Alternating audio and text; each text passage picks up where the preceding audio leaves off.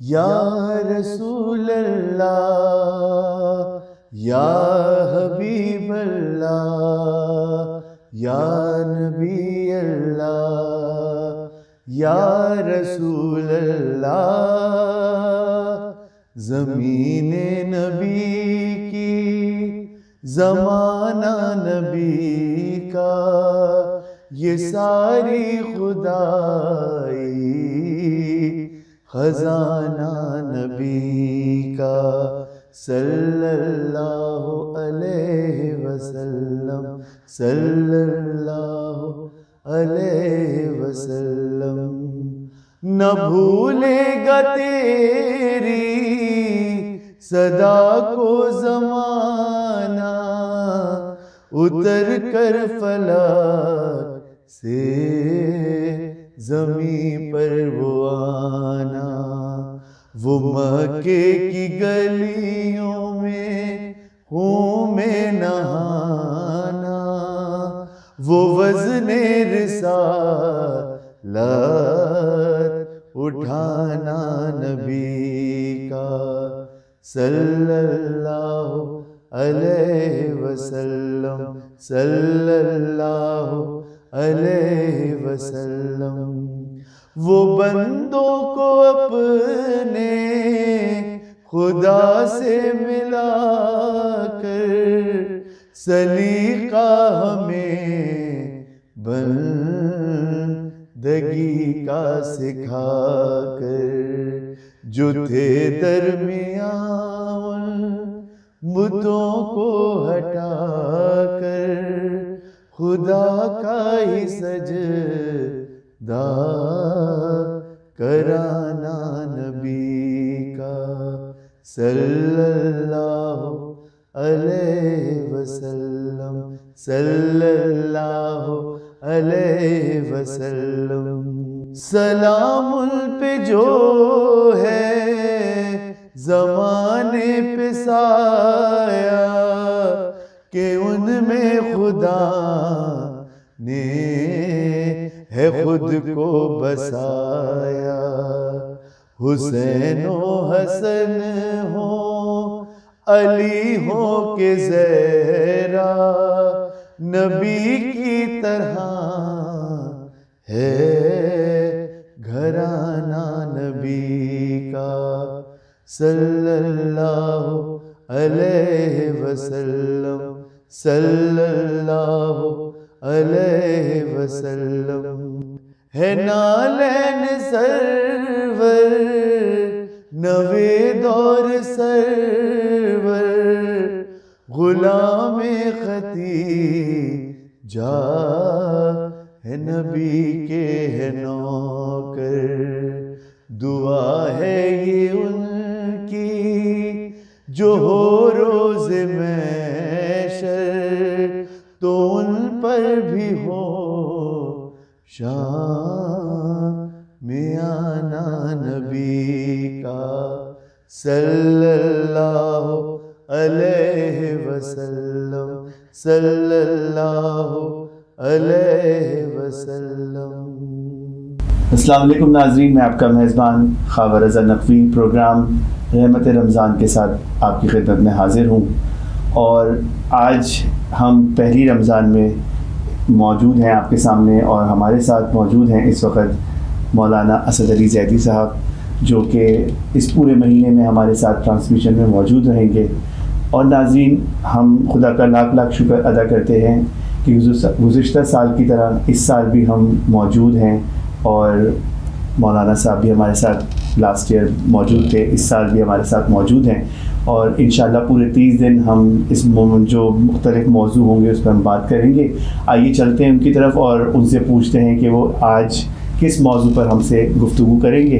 آئیے چلتے ہیں۔ السلام علیکم قبلہ۔ علیکم السلام۔ بہت آپ کا شکریہ قائم ٹی وی کی جانب سے کہ آپ نے خصوصی ٹائم ہمارے ناظرین کے لیے نکالا، اور ہم آپ سے تہہ دل سے آپ کو شکر گزار کرتے ہیں کہ آپ ہمارے اس پروگرام میں آئے اور اب ہم آپ سے کچھ پوچھتے ہیں کہ آج ہمیں بتائیے کہ ہمارے جو پروگرام کا موضوع ہے وہ کس موضوع پہ آج آپ ہمارے ناظرین کے لیے بات کریں گے؟ بالکل، سب سے پہلے تو میں اس ماہ مبارک کی مبارکباد، رحمتیں، برکتیں اپنے سننے والوں کو قائم ٹی وی کے توسط سے، جو بھی ناظرین ہمیں دیکھ رہے ہیں، ہمیں سن رہے ہیں، آپ سب پہ خدا اپنی رحمتیں اور برکتیں نازل فرمائے، اور یہ ماہ مبارک اس میں ڈھیر ساری عبادتیں کریں۔ یہ خطبہ شعبانیہ جو رسول نے ماہ مبارک سے بالکل متصل ایک خطبہ دیا تھا آخری اپنے ظاہری حیات کے سال میں، یعنی 10 ہجری میں جو شعبان کا مہینہ آیا، اس میں جو خطبہ دیا تو اس میں فرمایا کہ یاد رکھو کہ تمہاری سانسیں عبادت ہیں، تسبیح ہیں، تمہارا سونا حالت روزہ میں عبادت ہے۔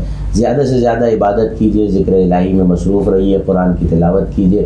یہ وہ بابرکت مہینہ ہے کہ جس میں قرآن بھی نازل ہوا ہے، اسی میں شب قدر ہے، تو یہ اللہ کی غضب سے بچنے کی ایک مہینہ ہے، یہ ضمانت ہے، اس میں رحمتیں ہی رحمتیں ہیں، اور ظاہر ہے کہ شیاطین کو بند کر دیا جاتا ہے، اور حدیثوں میں وارد ہوتا ہے کہ اجر و ثواب کسی حد تک دگنا کر دیا جاتا ہے، اور ظاہر ہے کہ جتنا وقت آپ اللہ کی یاد میں صرف کر سکیں اسے اللہ کی یاد میں صرف کیجئے، اور ہمیں بھی اپنی دعاؤں میں یاد رکھیے، قائم ٹی وی کو بھی اپنی دعاؤں میں یاد رکھیے، اور دعا کیجئے کہ جس امتحان اور جس وبا سے ہم گزر رہے ہیں، پروردگار اس وبا کو جلد ہمارے سروں سے ٹال دے، ہمیں آسانی اور اسی زندگی کی طرف پلٹا دے کہ جو زندگی ہم تیری نعمتوں سے بھرپور گزارتے تھے۔ یہ نعمتوں اور برکتوں کو سمیٹنے کا مہینہ ہے، زیادہ سے زیادہ عبادت کیجئے، اپنے گناہوں کے کفارے کے لیے استغفار کیجئے، یہی سب سے بڑی عبادت ہے، اور زیادہ سے زیادہ قرآن کے مفاہیم کو سمجھنے کی کوشش کیجئے۔ صرف تلاوت قرآن ظاہر ہے کہ اپنا ایک ثواب رکھتے ہی قرآن کے الفاظ کو دہرانا، کیونکہ کلمات الہی ہیں، لیکن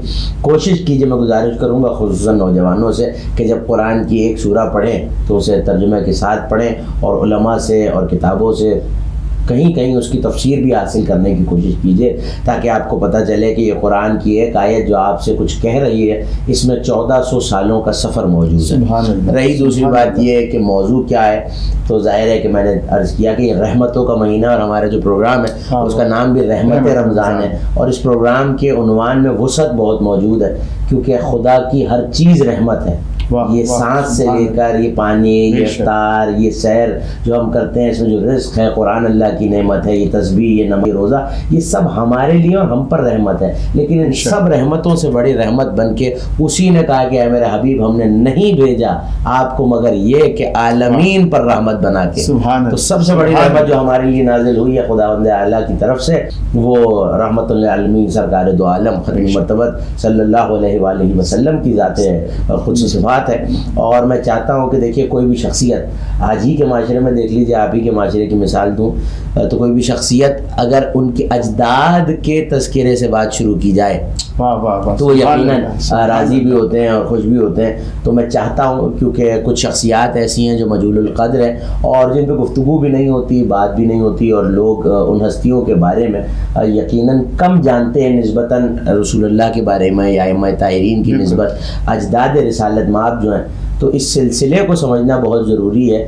یہ سمجھ میں آئے گا، دیکھیے سیرت رسول پہلے قائم کی گئی ہے، اعلان رسالت بعد میں کیا گیا ہے۔ پہلے اللہ نے اپنے حبیب کو صادق و امین منوایا ہے، اس کے بعد اللہ کے حبیب کو رسالت کا اعلان۔ ظاہر ہے کہ ہمارا عقیدہ تشیع یہ ہے کہ جب سے نبی آتا ہے تب سے نبی ہوتا ہے، لیکن یہ اعلان 40 سال میں کیوں کیا؟ پہلے ذات رسالت کی حقیقت، اس کا بلند کردار اسٹیبلش کرایا ہے قرآن نے بھی، حدیث نے بھی، فرمان الہی نے بھی، اور سیرت مصطفیٰ نے بھی، کہ جب پہاڑ پہ کھڑے ہو کے کہا کہ اگر میں تم سے کہوں کہ پیچھے ایک بہت بڑا لشکر تم پہ حملہ کرنے کو تیار ہے تو کیا تم مان لو؟ کہ آپ صادق و امین، پہلے صادق و امین منوایا تو پھر توحید کی بھی گواہی دلوائی، اپنی رسالت کی بھی گواہی دلوائی، اور بعد میں علی کی ولایت اور ائمہ کی امامت کی گواہی بھی دلوائی، رسول نے اس کا اعلان کیا۔ تو پہلے ذات مصطفیٰ، اور کسی بھی ذات کو سمجھنے کے لیے ایک پہلو تو کردار ہوتا ہے جو اس کی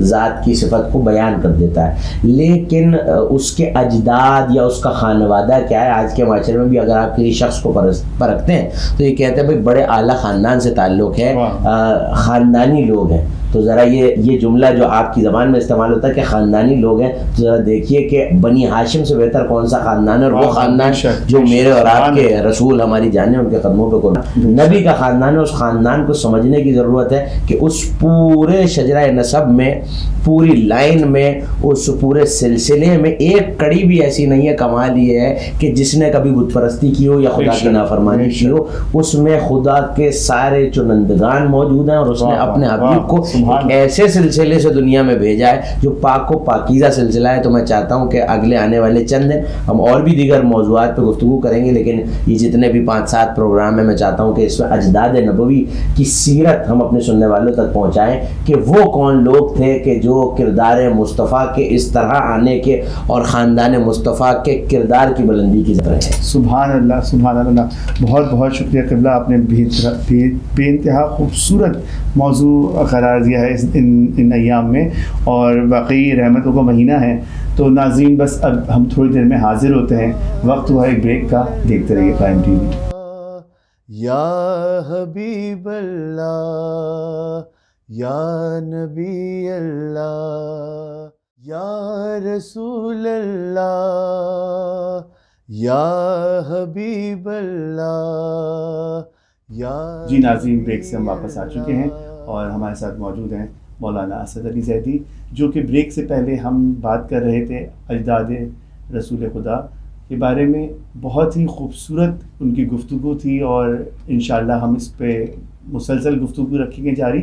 آئیے چلتے ہیں ان سے، اور اس خوبصورت موضوع پر جو کہ آپ نے ابھی سنا، سماعت فرمایا کہ اجداد پیغمبر کے بارے میں قبلہ بات کر رہے تھے. آئیے چلتے ہیں ان سے، کہتے ہیں اس پر اور مزید روشنی ڈالیں ہمارے ناظرین کے لیے. جی قبلہ، آپ اس پہ مزید اور روشنی ڈالیں جو آپ بریک سے پہلے بات کر رہے تھے. دیکھیے، یہ تو وقفے سے قبل میں عرض کر رہا تھا، آپ نے موضوع کا سوال کیا، تو یہ تو ایک تمہید تھی موضوع کی جو میں نے عرض کیا. باقاعدہ اب ہم اس بریک سے آغاز بھی کرتے ہیں، اور آج کا پروگرام کو آپ تمہید ہی سمجھیے کہ ہم نے زمینہ ہموار کیا کہ یہ سوچ بھی بیدار ہو نوجوانوں میں، خصوصاً جن کے لیے ہم گفتگو کر رہے ہیں. ظاہر ہے کہ ہمارے بزرگ جو ہیں وہ کہیں بہتر ان مفاہیم کو سمجھتے بھی ہیں، جانتے بھی ہیں، لیکن چیزوں کا اب نوجوان نسل تک پہنچنا اور ہمارے نوجوانوں کا باشعور ہو جانا بہت ضروری ہے کہ ہمیں پتہ ہو جہاں ایسے عالم میں. اور ظاہر ہے کہ ہمارا یہ پروگرام جو ہے وہ پاکستان سے باہر کینیڈا میں بھی دیکھا جا رہا، قائم ٹی وی کا تعلق بھی کینیڈا سے ہے. جب تعلیمی اداروں میں جایا جاتا ہے تو کردار رسول پہ بات کرنے کے لیے یہ سمجھنا ضروری ہے کہ صرف ذات مصطفیٰ اتنی پاکیزہ نہیں تھی، یہ جس خانوادے سے تعلق رکھتے ہیں وہ پورے کا پورا خانوادہ اتنا بلند کردار رکھتا تھا کہ اس زمانے میں بھی کوئی ان کے کردار پہ انگلی نہیں اٹھا سکا. ہمارے بہت بڑے خطیب، بہت بڑے عالم گزرے ہیں، علامہ حسن زیدی علی اللہ مقامہ. بہت حسین جملہ، اور یہ بزرگوں کے ہی جملے ہیں جو ہمیں آگے کی راہ اور مشعل راہ بنتے ہیں ہمارے لیے. ان کا ایک بہت شاندار جملہ ہے کہ لوگوں نے آل محمد پہ تیر اٹھائے، تبر اٹھائے، نیزے اٹھائے، تلواریں اٹھائیں، مگر کوئی آل محمد پر انگلی نہ اٹھا سکا. واہ واہ واہ، سبحان اللہ. تو ظاہر ہے کہ یہ جو خانوادہ ہے اور خاندان ہے وہ پہلی کردار کی ضمانت ہوتا ہے. بچہ جب بڑا ہوتا ہے تو تب اس کی صفات کا اظہار ہوتا ہے کہ وہ سچا بھی ہے، عالم بھی ہے، فاضل بھی ہے. لیکن اگر کوئی بچہ گوش میں ہے تو اس کا پہلا تعارف اس کا خانوادہ ہے. بے شک. تو نبی کا پہلا تعارف نبی کا خانوادہ ہے، اور ہمیشہ سرداروں کے خانوادے میں رہے، کیونکہ قریش جو ہے وہ سرداران مکہ رہے ہیں. اور پھر اس پہ نور علی نور یہ کہ بنی ہاشم اور سرداری جو ہے وہ نبی کی نسل میں رہی. اور خود قرآن یہ کہتا ہے، جیسے میں نے وقفے سے قبل عرض کیا، کہ نبی کے جتنے اجداد ہیں انہوں نے کبھی بت پرستی نہیں کی. واہ واہ واہ، بے شک. اور ان میں ابھی تفصیل عرض کروں گا، اور آنے والے پروگراموں میں تو ظاہر ہے کہ بہت تفصیل سے ہم اس پہ گفتگو کریں گے. حضرت آدم سے لے کر حضرت عبداللہ علیہ السلام جو نبی کے والد ہیں ان تک ہم اس گفتگو کو لے کے آئیں گے. اور پورے شجرہ نسب میں اب ظاہر ہے کہ وہ بہت طویل شجرہ نسب ہے، لیکن جو کلیدی شخصیات ہیں اور جو مشہور شخصیات ہیں، اور میری کوشش یہ ہے کہ جو بالکل امیڈیٹ اجداد ہیں سرکار کے والد، ان کے دادا، ان کے دادا، پردادا، ان پہ گفتگو کی جائے. ظاہر ہے کہ انبیاء کا ایک سلسلہ ہے جس نسل میں نبی آئے، تو وہ سلسلہ تو بہت طویل ہے، لیکن اجمالاً میں گفتگو کروں گا اور چاہوں گا کہ بات پہنچے. تو دیکھیے، پہلا سلسلہ تو یہ ہے کہ یہ سمجھنے کی ضرورت ہے کس خاندان میں آئے، تو وہ سرداروں کا خاندان ہے. اور ذرا پیچھے چلے جائیے اور ذرا پس منظر کو دیکھیے تو پھر نبیوں کا خاندان ہے. اور نبیوں سے چلتے چلے جائیے تو آدم صرف ابو البشر نہیں ہے، نور مصطفیٰ صلب حضرت آدم علیہ السلام میں رکھا گیا ہے. یہ ایک اور بات ہے کہ ابھی آدم پانی اور مٹی، یہ حدیث رسول ہے کہ کنت نبیًا و آدم بین الماء والطین، میں تب بھی نبی تھا جب آدم پانی اور مٹی کے درمیان تھے، لیکن خدا نے وسیلہ کیا بنایا؟ آیت قرآن میں رکھی ہوئی ہے کہ اے ملائکہ، جب میں اس آدم کے پتلے میں، اس جسد خاکی میں روح پھونکوں، نفخت فیہ من روحی، تو سجدہ کرنا. تو کسی نے امام معصوم سے پوچھا کہ وہ کیا تھا جس کی بنا پر حضرت آدم پتلا تو کئی سالوں سے موجود تھا، تو قابل سجدہ کیوں ہو گیا، پہلے قابل سجدہ کیوں نہیں تھا؟ تو فرمایا کہ ہمارا نور، اور خاص طور پر نور مصطفیٰ، اور بالعموم 14 کا نور، 14 معصومین کا، وہ پیشانی آدم میں رکھا گیا. پہلے اسے صلب آدم میں رکھا تو فرشتے حضرت آدم کی پشت پر آ گئے، پھر بازو میں رکھا گیا تو علامہ مجلسی نے لکھا کہ دائیں طرف آ گئے، پھر سامنے لانے کے لیے وہ نور پیشانی میں رکھا گیا. وہ نور جگمگا رہا تھا. تو امام معصوم سے پوچھا کیا حضرت آدم کا جو سجدہ ہوا ہے عبادت تو صرف خداوند متعال کے لیے، تو کیا حضرت آدم کی عبادت ہوتی؟ کہ نہیں، آدم کو قبلہ بنایا ہے اور عبادت اور سجدہ خدا کو ہو رہا ہے. تو وہ قبلہ کس نور کے توسل سے بنے اور حضرت آدم علیہ السلام کو سجدہ کیوں ہوا؟ تو امام معصوم نے فرمایا، اور تمام تر مکتب تشیع کی کتابیں اور تفاسیر یہی بتاتی ہیں، اور صرف مکتب تشیع کی نہیں، بعض علماء اہل سنت نے بھی اس روایت کو لکھا ہے کہ نور مصطفیٰ بالعموم برادران اہل سنت نے لکھا، اور ہمارے یہاں یہ عقیدہ ہے کہ 14 معصومین کا نور حضرت آدم کی پیشانی میں تھا، اور اس پیشانی کے نور کی وجہ سے حضرت آدم کو وہ سجدہ کرایا گیا جو کہ حضرت آدم کی تعظیم میں تھا. تو دراصل وہ آدم کی تعظیم میں نہیں تھا، نور رسالت مآب کی تعظیم میں تھا، چونکہ اسی وسیلے سے بشریت کا لبادہ اڑا کے اپنے حبیب کو بھیجا ہے، کیونکہ ہم وہ نور برداشت نہیں کر سکتے جو نور مصطفیٰ. تو اس لبادے کو اڑا کے ظاہر ہے کہ بشر بنا کے بھیجنا تھا تو نسل آدم میں، ورنہ یہ حضرت آدم کی تخلیق سے کہیں پہلے، یہاں تک روایتوں میں ہے کہ 24 لاکھ سال پہلے، جیسا کہ نبی نے فرمایا ابھی آدم ماں و گل کے، پانی اور مٹی کے درمیان تھے تو ہمارا نور تھا، لیکن ظاہر ہے کہ کوئی وسیلہ، خدا کو بالترتیب کائنات چلانی تو ایک وسیلہ رکھا کہ آدم کی نسل میں شیس آئے اور پھر ان کی نسل میں انوش آئے. اور یہ ایک پورا سلسلہ ہے جسے ہم آنے والے پروگراموں میں بیان کریں گے، آنے والی نشستوں میں، کہ یہ سلسلہ چلتا رہا اور حضرت آدم سے عہد لیا گیا. علامہ مجلسی نے حیات القلوب میں لکھا کہ عہد لیا گیا جب حضرت شیس کے پاس نبوت جانے لگی تو بلا کر آسمان سے کہا، اللہ کو گواہ کیا حضرت آدم نے جنت میں. اور یہ منظر علامہ مجلسی نے لکھا کہ جنت کی نہریں ایک مرتبہ خاموش ہو گئی اور جنت کے پتوں کی سائیں سائیں کی آواز آنا بند ہو گئی اور جنت کے پرندوں نے چہچہانا بند کر دیا اور کہا کہ آدم اب جو چاہیے وہ کہیے. تو کہا پالنے والے میں اپنے بیٹے سے عہد لینا چاہتا ہوں کہ اس نور کی حفاظت کرے گا جو میری صلب میں اور اس تک منتقل ہو رہا ہے. سبحان اللہ. تو قرآن میں سورہ مبارکہ شعراء میں 26واں سورہ ہے، پروردگار یہ کہہ رہا ہے فَتَقَلُّبَكَ فِي السَّاجِدِينَ، ہم نے آپ کو ساجدین کی پیشانی میں کروٹ دی ہے. یعنی آپ جس پیشانی میں بھی آپ کا نور رہا ہے، معصومین کا نور اس طرح نہیں رہتا جس طرح عام بشر آتے، یہ قدرت خداوندی کے مظہر ہے. تو ان کا نور انبیاء کی پیشانی میں، ان کے اجداد کی پیشانی میں رہا. تو یہ آیت بتا رہی کہ ہم نے ساجدین میں رکھا ہے. اس کا مطلب ہے کہ جتنے اجداد پیغمبر ہیں سب عبد خدا ہیں، خدا کی عبادت کرنے والے ہیں، اور ان میں کوئی ایک بھی بت پرست نہیں ہے. تو سب سے بڑا اعجاز یہ ہے جہاں دنیا خدا کو چھوڑ کے دوسرے خداؤں کو مان رہی تھی، صرف ذات مصطفیٰ ہے جو یہ کہہ سکتی ہے کہ ہم خاندانی اللہ کے عبادت گزار. بے شک بے شک، سبحان اللہ. آنے والی نشستوں میں ہم ظاہر ہے کہ حضرت آدم سے سلسلہ شروع ہوا ہے اور آگے ان نشستوں میں گفتگو کرتے رہیں گے اجداد پیغمبر پر، اور آپ یقیناً ہمیں دیکھتے رہیں گے. میری دعا ہے کہ آپ تمام وباؤں سے، تمام زحمتوں سے اور آفات سے محفوظ رہیں، عبادتیں کرتے رہیں. ہمیں بھی، قائم ٹی وی کو بھی اپنی دعاؤں میں یاد رکھیے. جی قبلہ، بہت شکریہ کہ آپ نے قائم ٹی وی کی اس ٹرانسمیشن کو وقت دیا. اور ناظرین، اب ہمارے پروگرام کا وقت ختم ہوتا ہے. انشاءاللہ کل ہم پھر حاضر ہوں گے. دیکھتے رہیے قائم ٹی وی. یا رسول اللہ، یا حبیب اللہ، یا نبی اللہ، یا رسول اللہ. مولا قائم آل محمد کے دم سے ہے قائم شان رمضان. مولا